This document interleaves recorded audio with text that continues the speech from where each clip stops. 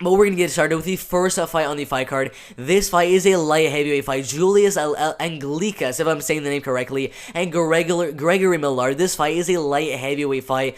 Julius Anglicas, 9 wins and only 1 loss, 29 and a half years old. A very tall fighter with a very long reach, 77-inch reach, and 6 foot 3 inches tall, 29 and a half years old.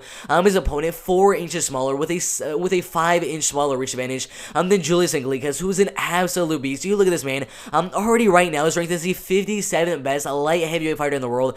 Decision win over an undefeated fighter inside of Bellator in Alex Polizzi. Decision win over an undefeated fighter inside of Bellator in Jordan Young. A 3rd round submission win over Carl Reed. A 2nd round rear naked submission win over Clayton York. Inside the LFA, he got a win on Dana White's Contender Series. His UFC caliber is now inside the UFC, beating 2 guys with undefeated records by unanimous decision. His only professional loss by 2nd round arm triangle submission, 4 submission wins, and 3 KO TKO wins.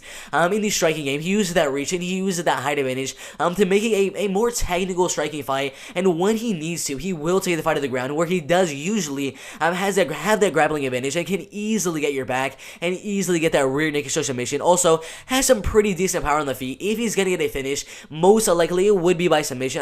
It's very likely he could get a knockout, but if he's gonna get a finish in the fight, it would be by submission. Gregory Millard, 12 wins and 6 losses. If he were to win the fight by finish, he's gonna win the fight by KO TKO. In the 1st or 2nd round, 12 wins and 6 losses. A total of 8 KO TKO wins on his record, 3 decision wins, and 1 submission win. So far, has 0 fights inside of Bellator, 0 fights inside the LFA, 0 fights on Dana White's Contender Series, anything like that. So Julius Anglicas has fought way better competition and has beat that way better competition. 9 wins, 1 loss, has the height advantage, has the reach advantage. That'll probably have him winning in these striking exchanges in the fight, taking the fight down, having that grappling advantage, the wrestling advantage. Pretty much wherever you look at it, the height, the reach, the age, the grappling, the wrestling, the striking, the kickboxing, wherever you look at this light heavyweight fight, Julius Anglicas is the better fighter. And look right here, 97% going for Anglicas to win the fight, spread out by decision, submission, and KO TKO. It's very likely he will win the fight by submission, and I'm gonna say he's gonna win the fight by submission in the 1st or 2nd round. Julius Anglicas is just an absolute beast. Probably is a future top 5 light heavyweight fighter in the world. He's just an absolute beast. So long fighter, such a tall fighter, really good power, and really good wrestling and submission skills. So I 100% have Julius Anglicas winning that fight by submission in the 1st or 2nd round. After that, we have Steve Mowry and Sean Asher. This fight is a heavyweight fight. Probably the easiest prediction on the fight card, because Steve Mowry, an undefeated heavyweight fighter of 8 wins and 0 losses, the 83rd best heavyweight fighter in the world, 28 wins, 28 and a half years old, 6 foot, 8 inches tall. That is insane, and a 79-inch reach. First off, has a 6-inch reach advantage, has an 8-inch height advantage, has a size advantage by 7 pounds, is currently way younger than Sean Asher, who is 41 and a half years old. Come on, dude. I mean, this is such a lopsided fight for Steve Mowry in the fight. I mean, they're literally just feeding Sean Asher to Steve Mowry here. It's going to be an absolute domination. Steve Mowry, an amazing grappler with some pretty good striking as well. Every single one of his wins being a finish, 5 submission wins, and 3 KO TKO wins. Joined us at Bellator in 2018 and 4 wins in a row. First on Americana, first on Kimura, second on Kimura, and a first on TKO. His other wins all inside of Titan FC. The man's an absolute beast. The only way Sean Asher is going to win the fight, 1st or 2nd round knockout, that is pretty much it. 13 wins, 3 losses, and 1 draw. 7 KO TKO wins, 2 submission wins, and 4 decision wins. I don't really care. I really don't care. Steve Mowry, amazing height, amazing reach, amazing age. I mean, come on, he's 41 years old.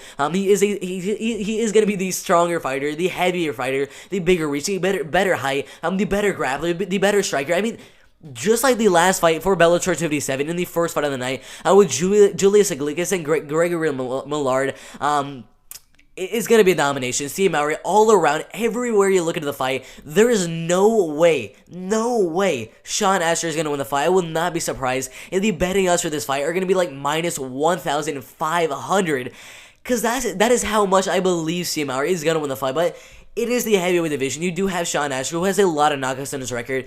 could possibly get a knockout, who knows, but it's not gonna happen. He's so tall, he's so lengthy, amazing striking, amazing grappling. Steve Mowry by finish in the first round, submission, TKO, KO, whatever the case may be. It's just gonna be an absolute domination from Steve Mowry in his, I believe, 5th fight inside of Bellator, but the man's an absolute beast. A future heavyweight title challenger inside of Bellator, in my opinion. I mean, the man's an absolute beast, 100%. And then we have Saul Rogers and Mazda Barnell in a featherweight fight. Both fighters have 14 wins and 3 losses. 5'10" Saul, 71-inch reach, so he does have the height advantage. He does have the reach advantage, but Mazda Barnell, I mean, he's just an absolute beast. He has like 5 or 6 Japanese necktie submissions on his record. Japanese necktie, 2nd round submission, 1st round Japanese necktie, 1st round Japanese necktie, and then I believe he had 1 Japanese necktie early in his career. I mean, the man's an absolute beast. I mean, he has like, I believe, 8 or 9 submissions, 8 submission wins on his record, 1 knockout win, and 5 decision wins. You guys already know what he's gonna do in the fight. He's gonna go for the takedown. He's trying to get you down, and he's trying to make it a grappling fight and get a submission in the 1st or 2nd round. That is what Mazda right now is gonna be trying to do in the fight. But you got a guy like Saul Rogers, who also has some very good wrestling and some very, very good grappling skills. Most of his wins coming by submission in the 1st or 2nd round, 10 submission wins, 6 decision wins, and 1 knockout win. The reason there are 17 fights right here, that is 1. He had a couple of fights on the Ultimate Fighter, beating some really good fighters on the Ultimate Fighter, like Ryan Hall, Billy Quarantillo, and Marcin Wierzowski. The man's an absolute beast as well. 1st on dark choke submission, 1st on rear naked. Lost 2 fights by 2nd round guillotine and Daniel Weichel by unanimous decision. Both fighters here in this featherweight fight right here have really good grappling and very good wrestling. But I mean, it's just who has the better wrestling, and I 100% have Mazda Barnell as the better wrestler. Now, Saul Rogers may have a little bit better maybe a little bit better wrestling, but Mazda Barnell's submission skills are insane, man. Like 4 or 5 Japanese neckties. The man's an absolute beast. 85% going for Barnell to win the fight, mainly by submission. 15% going Rogers to win the fight by submission. Who knows? Maybe Rogers goes out there, gets a lot of takedowns, defends the submission on top of Mazda Barnell, and makes it more of a wrestling-based fight, just defending those submissions and wins the fight by decision. But because Mazda Barnell is he's just such an amazing grappler, I have no problem thinking he's gonna go out there and get the fight down as soon as possible. Go for submission after submission after submission, and most likely, in my opinion, win the fight by submission in the 1st or 2nd round. I mean, Mazda Barnell is an absolute beast. But after that, we have a short notice fight in Pedro Carvajal and JJ Wilson. This fight is a featherweight fight. Pedro Carvajal, let's see who he was supposed to fight. Daniel Weichel, but up comes JJ Wilson on short notice. He's an amazing striker. 7 wins and 0 losses. A very long fighter. A very tall fighter as well in the fight. Currently 5'11" tall, so the same height as Pedro Carvajal, but a 74-inch reach. Will definitely play a factor in the striking game against Pedro Carvajal in the fight. He is a younger fighter and 23 and 1.5 years old. Pedro Carvajal, 25 and 1.5 years old. So no real age advantage. Just that reach advantage for JJ Wilson in the fight. Pedro Carvajal, in my opinion, has a little bit better grappling than JJ Wilson does. But JJ Wilson in the striking game, the man's an absolute beast. 7 wins and 0 losses. 1st round rear naked choke submission. 1st round rear naked choke submission. 1st round knockout. 1st round rear naked choke submission. A 2nd round submission. A decision win and a 1st round TKO win over Sergio Debari. The betting odds for the fight, I believe, are very close, with Pedro Carvajal as a -145 favorite, I believe, in the... Sorry, I had a burp. A -145 favorite in the fight. He's a very good grappler. Most of his wins are coming by submission, I believe. 6 submission wins, 3 decision wins, and 2 KO TKO wins. So it's either Pedro Carvajal gets the fight at the ground and makes it more of a grappling and wrestling type of fight. He also has some pretty good striking as well. That is why he is the favorite. Because he is going to have that grappling advantage, and also has very good striking and can definitely compete with a guy like JJ Wilson. But in my opinion, JJ Wilson is going to have that striking advantage. Is going to have the grappling disadvantage, but he does have the 74-inch reach, which in the striking game is a lot in the striking game against Pedro Carvajal. The striking is going to be very even. I will give the edge to JJ Wilson. The grappling also is going to be very even. This is a very even fight. But you have to take into consideration this fight is a short notice fight. Pedro Carvajal was supposed to be fighting Daniel Weichel, and now on short notice, JJ Wilson will be stepping in. it's just a really, really close fight. If this fight, if JJ Wilson had a full training camp, I'd probably be going JJ Wilson 100% to win the fight. But I think it's a much, much closer fight, considering this is a short notice fight against Pedro Carvajal, a top 5 featherweight fighter in the world, on short notice. That is a really tall task for JJ Wilson to do on short notice. But this should be a very, very interesting striking fight, a very interesting grappling fight. I might be going with the underdog here. I did say that if this was a if JJ Wilson did have the full camp against Pedro Carvajal, that he would 100% win the fight. But I still think that JJ Wilson is an absolute beast in his striking, has the reach advantage. It's just an amazing striker, has very, very good grappling as well. So I think the grappling is going to be very, very even. But in the striking game, with that reach advantage, with his head movement, with his movement in the striking game, he moves so well, so I think he will do much better in the striking game. Defend some of the takedowns and keep the fight on the feet for the most part. And this is the first underdog I have for Bellator 257. And I have JJ Wilson winning the fight, an undefeated featherweight fighter in this fight, winning the fight by unanimous decision. Should be an amazing, very, very close featherweight fight between Pedro Carvajal and JJ Wilson. But I do have JJ Wilson winning the fight by unanimous decision. I really don't know what Bellator is thinking right now. Julia Budd and Diana Silva, I don't know what they're thinking. I mean, Julia Budd, 14 wins, 3 losses.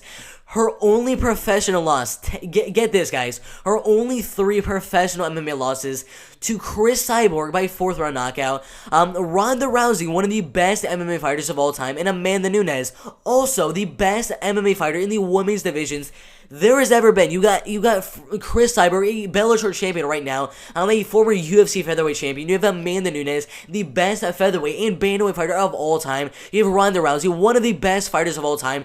Those are her only professional MMA losses. She beat Jermaine Durandamy, joined inside of Bellator in 2015. Decision over Gabriel Holloway. Beat Arlene Blanco again. Talitha Nogueira, Olga Rubin. Lost to Chris Cyborg, obviously. Beat Jessie Miel. I mean, her striking is so good. She has so much power in the striking game. I'm not surprised by this number right here. Minus 675 as a humongous favorite in the fight. She does have the height advantage. She does have the reach advantage. She does have the size advantage. As Diana Silva is moving up from the bantamweight division to the featherweight division though. Domination though, come on guys, there's no way Julia Budd is gonna lose a fight. 14 wins, 3 losses. I'm going against Diana Silva, who has 9 wins, 5 losses. Has been fighting some pretty decent competition like Jennifer Maia, Juliana Lima, those type of girls, but she has never fought inside of Bellator, and in her first fight inside of Bellator is gonna be fighting Julia Budd. I just don't see it. I really do not see it. Julia Budd's going to go out there, dominate the fight. This is a 3-round fight. I think she's going to dominate the fight in the striking game. Wherever the fight goes, she's going to dominate the fight. 97% going Julia Budd to win the fight. Some people are saying she's going to win the fight by KO TKO. A lot of people are saying she's going to win the fight by unanimous decision. I'm going to say she's going to win the fight by TKO in the second round. It's going to be an absolute domination against Diana Silva, who honestly is no match for Julia Budd. It's going to be an absolute domination for Julia Budd in the fight. So 100%, Julia Budd by second round TKO or by unanimous decision. And then we have a light heavyweight fight with a grappler and a very, very good striker. Carla Bregson is probably the striker in the fight. 10 wins and 3 losses. Guess what, guys? He ended up beating Vadim Nemkov at the beginning of his career back in 2016 by split decision. The only person besides, I'm not sure who the other person is, but he's one of the only persons to beat Vadim Nemkov in a professional MMA fight, which is absolutely insane. The other guy is Yuri Prochazka, who is probably going to be fighting for the UFC light heavyweight belt in the next couple of years. But Carla Bregson, 10 wins and 3 losses. A lot of knockouts in his record. 5 KO TKO wins and 3 submission wins and 2 decision wins. His opponent, man, 78 inches, 6 foot 1 inch tall. He is 34 years old. Viktor Nemkov is an absolute beast. The man has so many submissions on his record. 14 submission wins, 12 decision wins, and 4 KO TKO wins. If he gets this fight to the ground, he's probably going to get a submission, probably going to get a TKO. Most likely could be able to finish the fight in this fight against a guy like Carla Bregson. This should be a very, very interesting fight. I think Carla Bregson is going to win the fight by KO TKO in the first round, or Viktor Nemkov is going to dominate the fight on the ground. Getting takedown over and over and over again. Go for submission after submission after submission. Go for a lot of ground ground and pound and win the fight by unanimous decision or first or second round KO, TKO, or submission. I mean, Victor Nemkov, if he gets you down, he's gonna win the fight. It's just that simple, guys. But if Carl Bryson can keep the heart on the feet, it's gonna be a very, very even striking fight because Victor Nemkov does have a very, very long reach of 78 inches, so the striking game will be very, very even. But in the grappling game, obviously Victor Nemkov has the advantage, has the grappling advantage, has the ground and pound advantage, has the wrestling advantage, all the things like that. So I think Victor Nemkov is gonna go out there, go for takedown after takedown after takedown, submission after submission after submission, ground and pound over and over and over again, and win the fight by 30-27, possibly by 30-26 unanimous decision. 100% Victor Nemkov winning that fight. And then after that, we have a featherweight fight. John the Jesus, 13 wins and 9 losses against Alfred Kasakian, if I am saying the name correctly. If you guys see this record right here, 13 wins and 9 losses, it might be a little bit deceiving because those 9 losses, Aaron Pico, Bill Algeo, Pat Zabatini, Danny Chavez, Jason Suarez, Billy Quarantillo, Aaron Phillips inside the UFC, Billy Quarantillo inside the UFC, Jason Suarez inside of the PFL, Danny Chavez inside of the UFC, Pat Sabatini inside of the UFC, Bill Algeo inside of the UFC, and then Aaron Pico inside of Bellator. I mean, all these guys that he lost to are very, very legit competition. If you look at his wins, 5 KO TKO wins, 2 submission wins, and 6 decision wins. Alfred Kasayan, if I am saying the name correctly again, 11 wins and 5 losses. Also has a really, really good striking. Let's see how many wins. 11 wins. Every single win by KO TKO. None of his wins have gone all the way. None of them coming by submission. None of them coming by decision. Every single one being a KO TKO. He's literally fought Ricardo Ramos, Juan Archuleta, the current Bellator Bantamweight champion. He fought Ricardo Ramos, who's inside of the UFC right now. Sean O'Malley, a top 15 Bantamweight fighter in the world, and then Sergio Pettis, a former Bellator Bantamweight champion. I mean, come on. Both fighters have only lost to absolute beasts in the bantamweight, in the flyweight division. Both fighters are amazing strikers. 30 and a half years old and 32 and a half years old. A little height advantage there and a humongous reach advantage for John DeJesus in the fight. But the thing is, even though he has a reach advantage, even though he has a height advantage, Alfred Kasayan, I mean, the man's power is unmatched. 11 knockouts out of 11 professional MMA wins. He's so fast in his striking game. He has so much power. Has amazing ground and pound. Some pretty good wrestling, some pretty good grappling. John DeJesus also has some very, very good power, but is not really a fast striker in this fight. I think the striking is going to be very, very even, but Alfred Kasayan is so fast, so powerful, and if he lands just one punch, it's going to be game over for John DeJesus, and that is exactly what I think is going to happen in the fight. If Alfred Kasayan winning this fight by KO TKO in the first or second round should be an amazing fight that 100% is going to be ending from either fighter by first or second round KO or TKO. That should be an amazing featherweight fight right there. After that, you have Demarcus Jackson, who's a very, very good striker with some decent grappling and some decent wrestling skills against Graken Bozinian, if I'm saying the name correctly, who is 100% a straight up grappler. 10 wins and 4 losses. So many submission wins on his record. 6 submission wins and 3 KO TKO wins. Every single one of his wins being a finish in the first or second round. He is 25 and a half years old, 6 foot tall. Demarcus Jackson, much smaller and a much smaller reach, but the man striking is really, really good. 11 wins and 4 losses. 30 and 1.5 years old in the welterweight division. His opponent, Graken Bozinian, is moving down from the middleweight division to the welterweight division to fight Demarcus Jackson in the fight.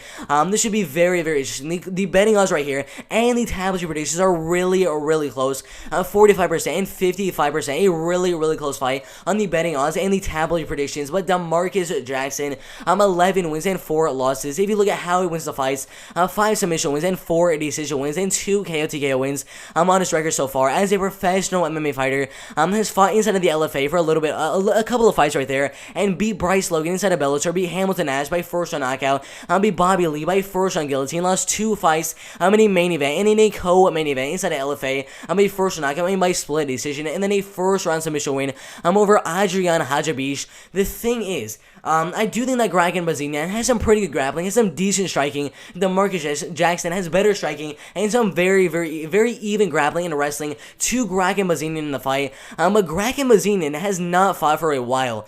He's literally only had 2 professional MMA fights in the last 4 years so far.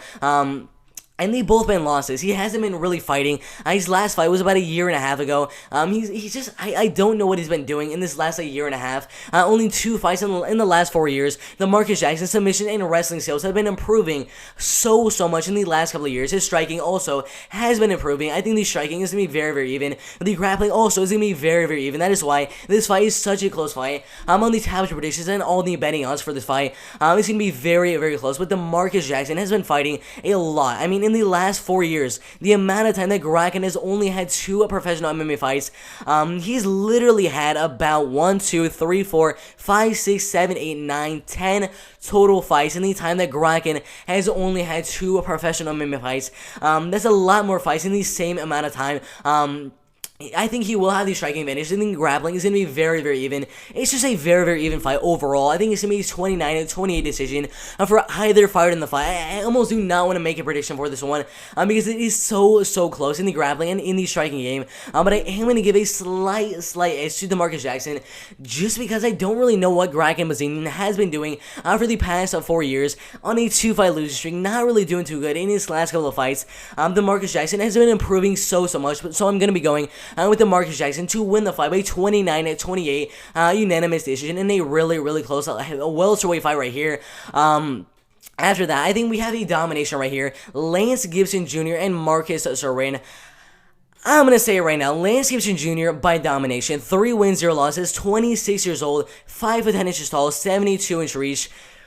Gonna go for takedown after takedown after takedown after takedown over and over again. I'm getting a buttload of ground. If I go for submission after submission, that is his game plan. Marcus Serena is gonna try to get the fight on the feet. He has some pretty good grappling skills as well. But Lance Gibson Jr., the man's ground and pounding, the man's wrestling, the man's submission skills are amazing. That's all I gotta say for Lance Gibson Jr. for the fight. And again, Lance Gibson Jr. is 26 years old. Marcus Serena is 39, almost 40 years old right now. That is a humongous age advantage. Lance Gibson Jr. is going to get a buttload of takedowns, get a lot of ground and pound, and finish this fight. Everyone thinks this fight is going to be a finish. I 100% think this fight is going to be a finish for Lance Gibson Jr. 100%. So I definitely have him winning the fight by KO or TKO in the first or second round.